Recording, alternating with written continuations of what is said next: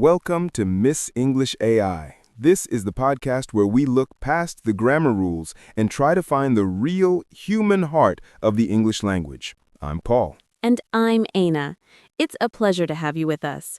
On this channel, we explore how to sound not just correct, but connected. And Ena, today I want to talk about a set of words that most English learners are actually taught to hate. Hate?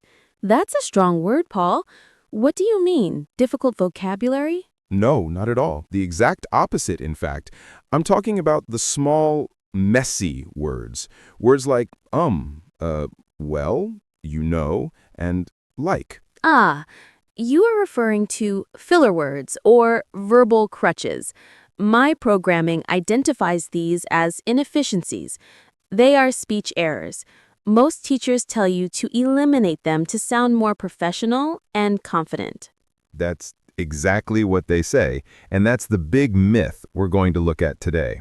What if I told you that trying to completely remove those words is the very reason you might sound cold or even a little robotic? That is a bold claim.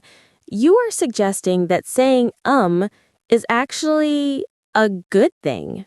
I'm suggesting it's a human thing, Ena, and in conversation, human is almost always better than perfect. Okay, I am listening. Please, explain this. Think about it this way. When I ask you a difficult question, what happens in your mind? I access my central database, process the query, analyze all relevant data, and formulate the most accurate and efficient response. And how long does that take you? 0.02 seconds. Right. And that's the difference. When you ask a human a difficult question, a question about their feelings or a complex idea, they need time. They have to search, reflect, and feel their way to an answer. And that's not a speech error, Ena. That's the sound of a human mind thinking. So, it is like a verbal loading icon? That's a great way to put it, but it's even more than that. It's a social signal. It's a bridge. It tells the other person, I'm thinking, please wait for me, I'm still engaged. A sudden cold silence can feel like a disconnection. And keeps the connection alive. I see. It maintains the conversational link. But what about the other words, like well? Well is one of my favorites. Well it's a social cushion. A cushion? Yes. Let's try a little role play.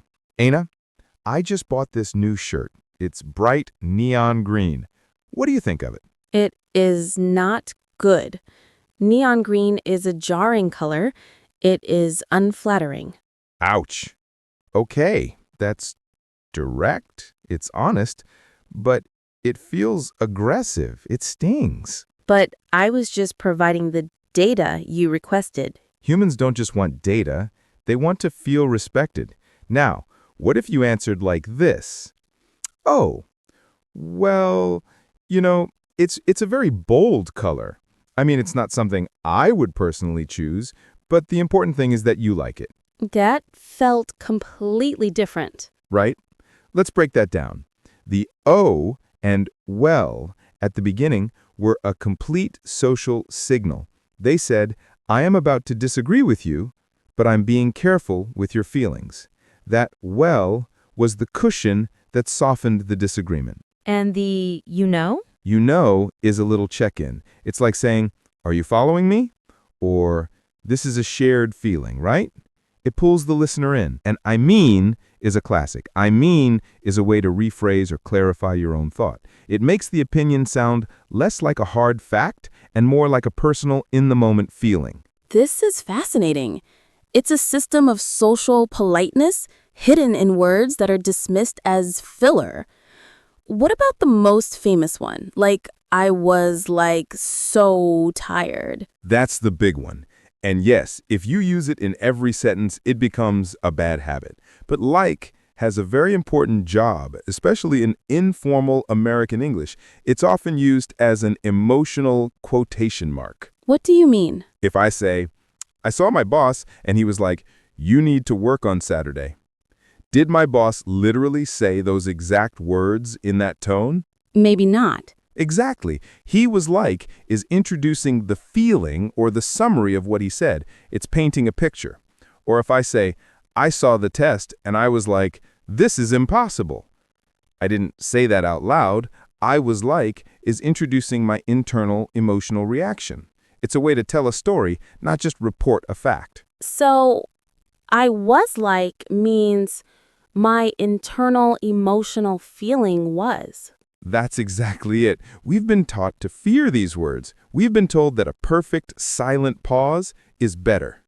But in a real, flowing conversation, that's not always true. These thinking words are the difference between a robot stating data The shirt is bad.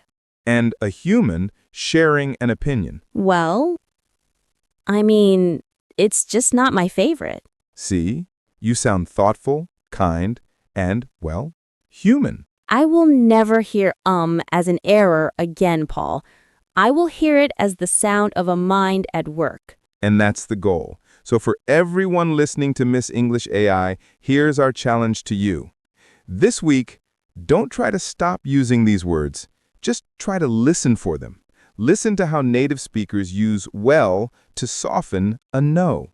Listen to how they use like to tell a story. Perfection isn't the goal. Connection is. Well said, Ena. Thank you all for joining us on Miss English AI. Don't forget to subscribe for more lessons on the human side of English. Until next time.